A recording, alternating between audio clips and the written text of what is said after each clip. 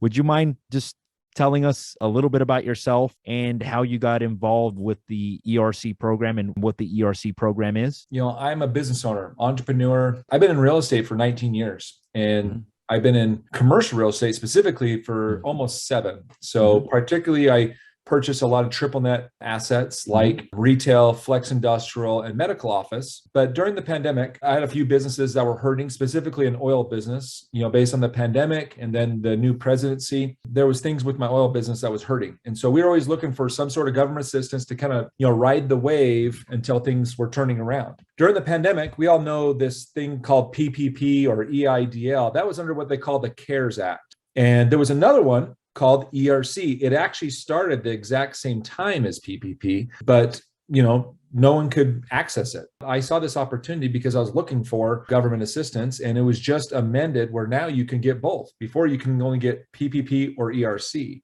Now you can get both. How I discovered it really was just kind of trying to look for it in my other business. Being that's a government-backed program, it's done through the Treasury Department, whereas PPP and EIDL was through the SBA. I thought, hey, it's through the Treasury Department, AKA the IRS. We think of a tax professional, our CPA.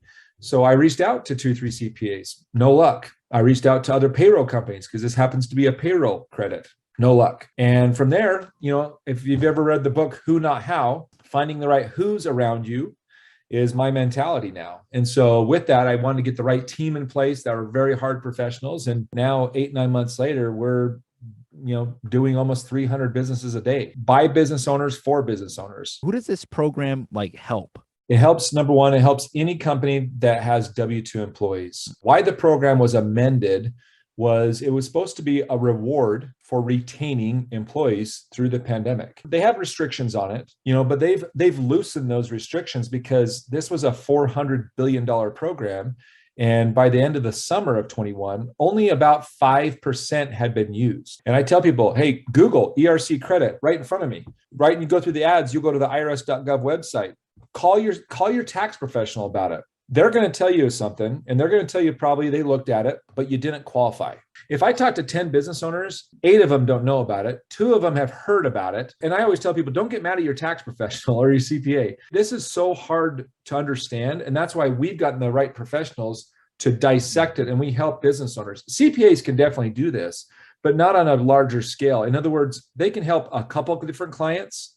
And I probably have, I talked to a CPA firm yesterday. I probably have 1 or 2 CPAs a week reaching out to me, sending me their business because they're like, hey, I have 300 clients and I can maybe service 5 or 10 on this. I'm just not to that capacity where I can add another 20 employees to help people about it. With the W-2, you gotta have W-2 employees. So that's kind of the first thing. The next thing is you can get up to $26,000 per W-2 employee. Yeah.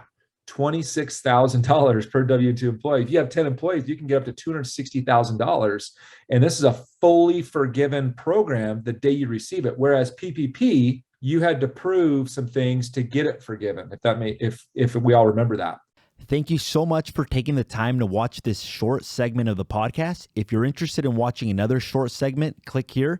If you're interested in watching the entire podcast or the entire interview, click here. Thank you so much and make it a great day.